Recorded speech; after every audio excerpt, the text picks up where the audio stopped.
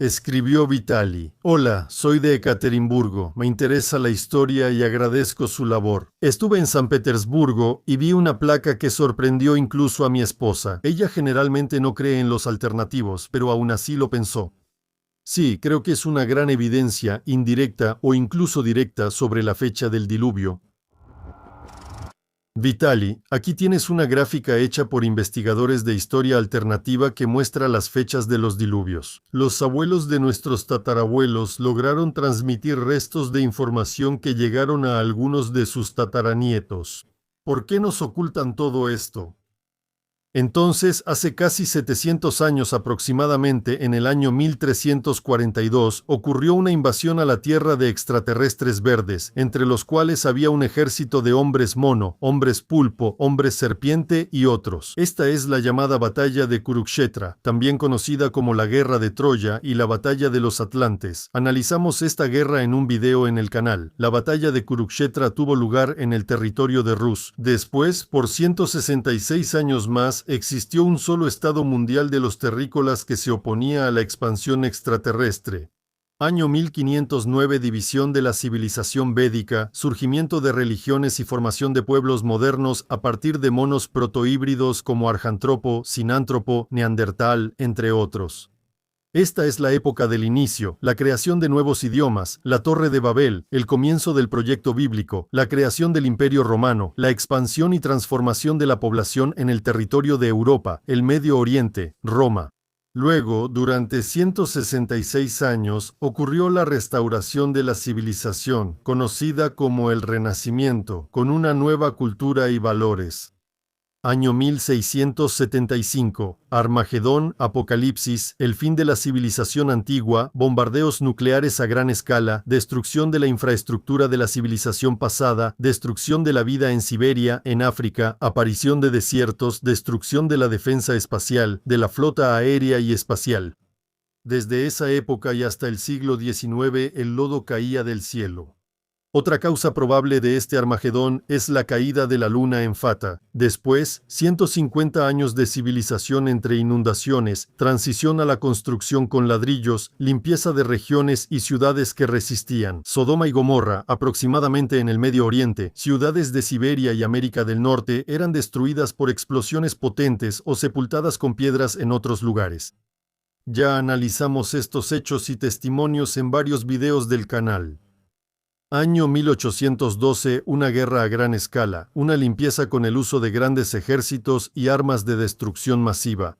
Supuestamente, y como indican los hechos, el año 1824 fue el inicio del diluvio bíblico mundial. Cuando los continentes se sumergían bajo el agua, parte emergía de nuevo, la ola del diluvio venía del océano Ártico, surgían nuevas cadenas montañosas, los volcanes se activaban y enormes masas de agua salían de la tierra. El año 1842 probablemente es el año en que terminó la catástrofe y comenzó una nueva era, un nuevo orden mundial en el que existimos actualmente. Las ciudades vacías fueron restauradas y listas para habitarse. Este es el fin oficial del Imperio Romano, el inicio del Imperio Británico y el comienzo de la historia oficial. La transición a la energía de pago, la separación de Europa de Asia de Siberia, la colonización de Siberia y la repoblación de los territorios despoblados. Las élites y organizaciones secretas conocen estos periodos. Por eso, el siguiente apocalipsis, diluvio u otra cosa debía ocurrir alrededor de principios de los años 2000. Por eso hubo una oleada de pánico, igual que en los años siguientes. Es decir, hoy en día como que ya salimos de ese periodo de 150 o 166 años y todo el tiempo estamos esperando el próximo apocalipsis, pero por alguna razón no llega. ¿Por qué no está claro qué cambió y la gente en general no sabe sobre los eventos del pasado y mucho menos entiende por qué hay que esperar un Armagedón nuclear y el posterior diluvio planetario? Bueno, este esquema justamente explica la esencia de este carrusel. Escribió Andrei Aparin. Como mencionaste en tus videos, la cultura popular vela las catástrofes del pasado. Me gustaría llamar tu atención a este fragmento de la serie de anime. O sea, ¿qué quieres decir que decidiste retirarte? Rodearon la capital, tuvimos que irnos, no pudimos hacer nada. ¿Vamos a quemar este planeta? ¿En serio? ¿Es una broma? ¿Ya lo viste? Sí, de hecho, desde hace tiempo sospecho que algunos dibujos animados japoneses provienen de algún archivo antiguo. Hay demasiadas coincidencias con lo que descubren los alternativos sobre el pasado. El anime ópera espacial, Acorazado Espacial Yamato 2 1199 bombardeo planetario del Imperio Garmillas. Debido a los bombardeos planetarios frecuentes, la superficie se deteriora y se vuelve inhabitable, obligando a la humanidad a mudarse a ciudades subterráneas. Como sabemos, la Tierra también está llena de comunicaciones subterráneas y poblada de asentamientos, y el diluvio se hizo para enterrar los restos de la población y todo lo necesario para la vida que estaba en la superficie. Y notemos que el gobernador, el comandante y los soldados tienen la piel de color azul, mientras que los aborígenes que fueron exterminados eran de color rosa. Ellos se negaron a someterse a la colonización, aterrizaron para una misión destructiva, tal vez intervengan en la batalla. Las batallas de Cernov. ¿Podrá el distrito cotidiano, no muy ruidoso, recomendar a los jóvenes presumidos? El estatal Ugriumonov, continuación. Ya lo envió. Kirill creó el método FISTA. Hicieron un video para saber si la Tierra es plana o esférica. Los espectadores ya enviaron videos y fotos de estos rayos solares inversos desde el lado opuesto al atardecer, y esto se interpreta como la luz de un segundo sol, lo cual se mostró en episodios anteriores. Y aquí Kirill encontró un ejemplo visual que explica que todo esto no es ningún segundo sol ni una fuente de luz desconocida donde no debería estar, sino simplemente un efecto óptico común. Este ejemplo desacredita la teoría del segundo sol y señala que a menudo tomamos lo que deseamos por realidad. Nos equivocamos simplemente porque no podemos o no queremos considerar otras versiones. Explicaciones de los efectos ópticos anómalos. Hans lo envió del legado de civilizaciones antiguas. La revista técnica de la juventud de 1936 describe una tecnología revolucionaria de planta termoeléctrica. En resumen, los problemas de la electricidad cara se debían a que para obtenerla era necesario calentar vapor de agua a no menos de 365 grados y luego crear una presión de 200 atmósferas. Al mismo tiempo, la eficiencia aumentaba tanto que esta instalación generadora de vapor se volvía increíble. Este tipo de obtención de energía no estaba disponible porque el metal, en esas condiciones, se cubría rápidamente de sarro, se oxidaba o se destruía, y el reemplazo frecuente de las piezas hacía que la instalación no fuera rentable. En 1914 surgieron las primeras estaciones de mercurio-agua y en 1933 ya funcionaba a escala industrial una de 20 megavatios en la estación de General Electric Company, y todo iba perfectamente. El fluido de trabajo eran vapores de mercurio que daban 500 grados a 200 atmósferas, el equipo no se oxidaba ni corroía y la instalación ocupaba mucho menos espacio. El mundo estaba al borde de la energía eléctrica barata y, como resultó, lamentablemente, de la Segunda Guerra Mundial, después de la cual la electricidad barata con una costosa construcción inicial no entró en los planes de la reconstrucción de la posguerra.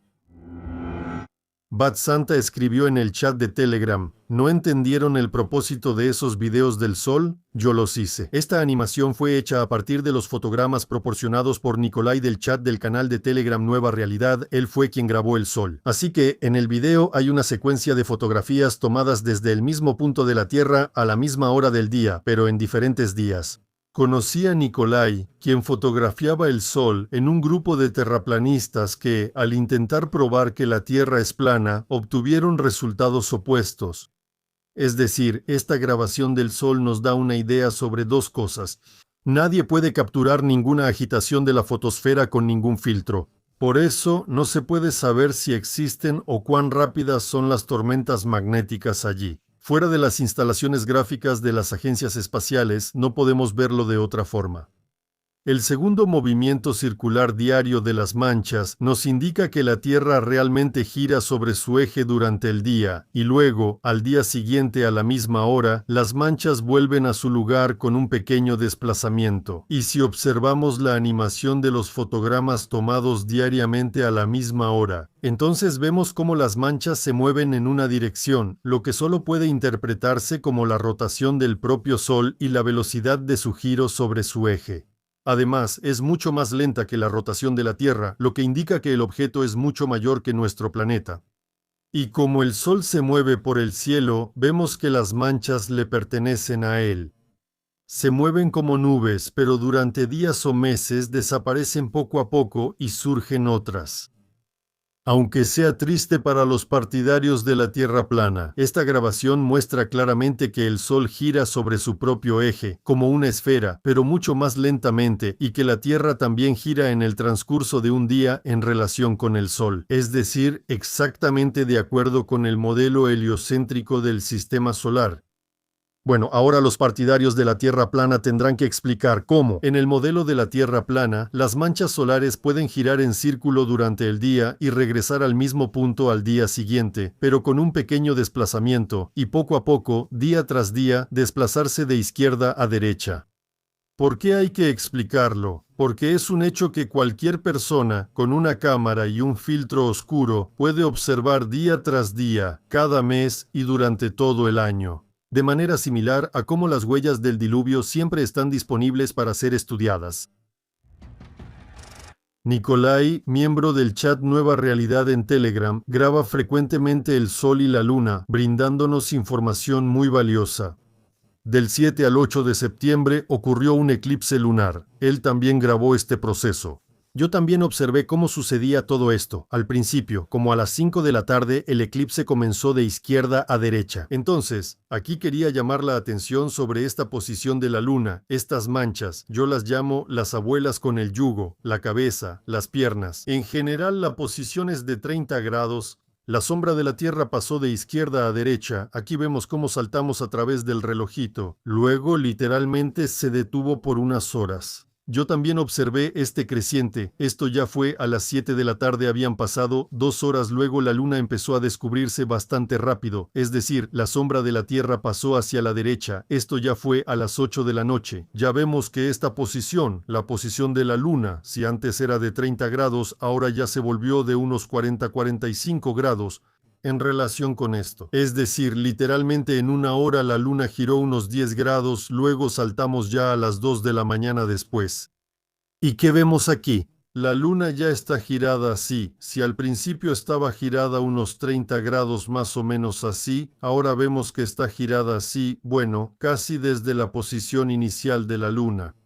A las 5 de la tarde, 90 grados es así. Serán unos 110 grados. O sea, ese día Nikolai grabó el giro de la luna de 110 grados en unas pocas horas. Y, como podemos ver, aquí son las 2 horas con 13 minutos, 2 horas con 52 minutos. O sea, en poco más de 40 minutos vemos que la rotación de la luna continuó, siguió girando hacia ese lado, ya que Nikolai no siguió grabando después. Es posible que haya girado no 110 grados, sino 120, por ejemplo, que era lo que había que demostrar. Estoy seguro de que la inclinación de la luna en 110 grados no fue el grado de embriaguez alcohólica de Nikolai para ese momento. Estoy seguro de que él mantuvo perfectamente el nivel horizontal de la grabación e incluso filmó algunos planetas. Durante todos estos años he estado observando constantemente la luna cuando hay luna llena, cuando se puede ver, y es bastante raro. Suceden esos giros, pero suceden, y además de manera completamente impredecible según la ciencia. Si revisamos durante un mes, ese giro puede ocurrir. 5, ¿qué son 5 grados? Esa es solo esta magnitud, más o menos. O sea, la luna fluctúa de aquí para allá una vez al mes.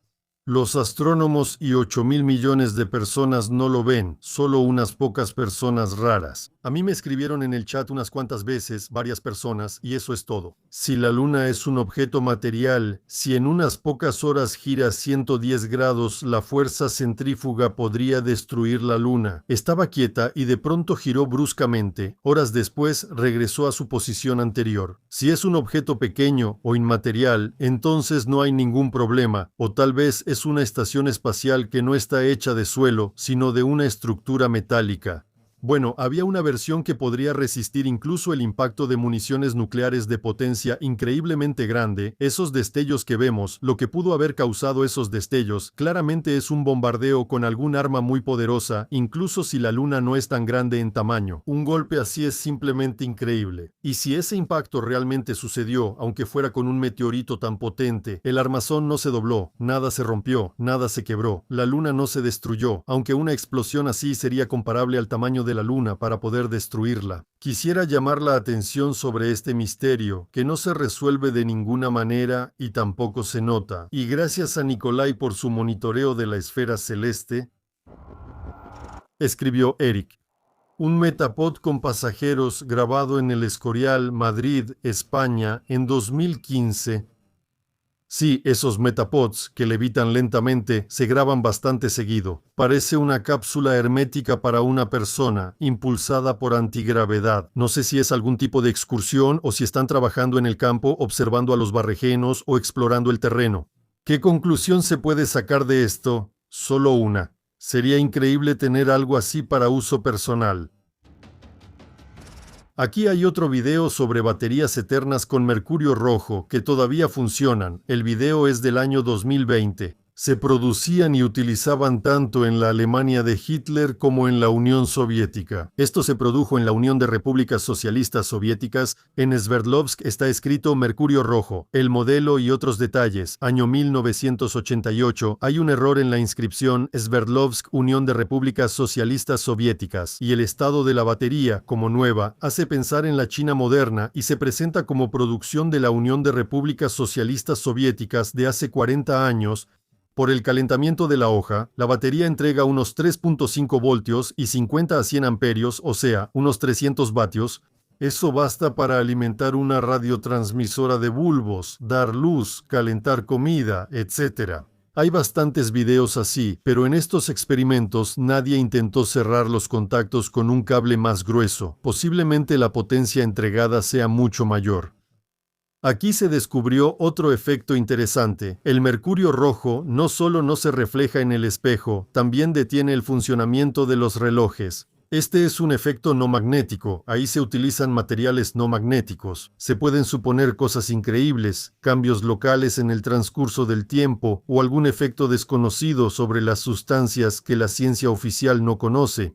El dispositivo alemán de una batería similar es análogo al soviético y fue producido a mediados de los años 20, lo que indica que esta tecnología llegó a la Unión Soviética después del saqueo de los logros científicos alemanes. Y aquí hay un dispositivo similar producido en la India, es decir, el mercurio rojo, que se utilizaba en todo tipo de dispositivos y posiblemente todavía se sigue usando hasta hoy. Tiene propiedades realmente increíbles. Supongo que esta sustancia es una transición entre el mundo sutil, es decir, el etéreo, y el mundo material.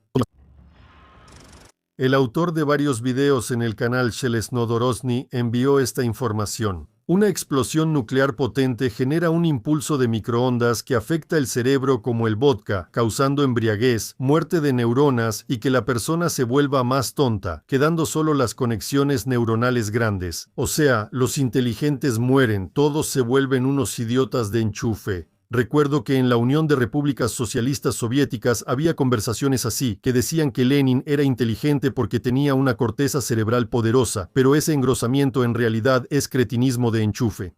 En la democracia, precisamente tratan de elegir para el poder a esos representantes con una corteza cerebral desarrollada.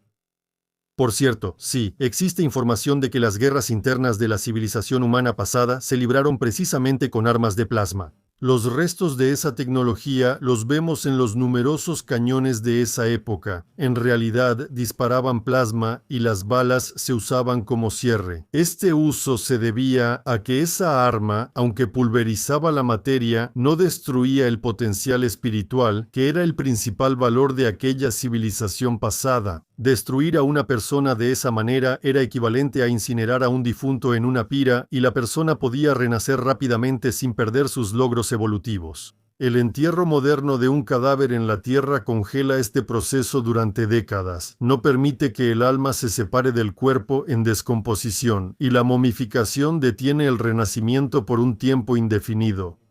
Por eso, la civilización de los invasores utilizó armas nucleares contra la civilización terrestre, ya que luchar contra los dioses de Yavi que habitaban en la Tierra era muy difícil para ellos. Una explosión nuclear desgarra el universo y destruye tanto el cuerpo como el potencial espiritual, borrando todo lo que el alma ha acumulado en su evolución. En ese caso, el alma de un dios no renacerá con sus poderes, sino que encarnará como humano, sin esas acumulaciones evolutivas. De aquí sacamos la conclusión de que las microondas que llenaron el espacio circundante son la comunicación celular. Otros tipos de radiación también reducen el potencial evolutivo de cada persona durante su vida. Así que envíen sus artefactos con materiales que los respalden al correo electrónico que aparece debajo del video.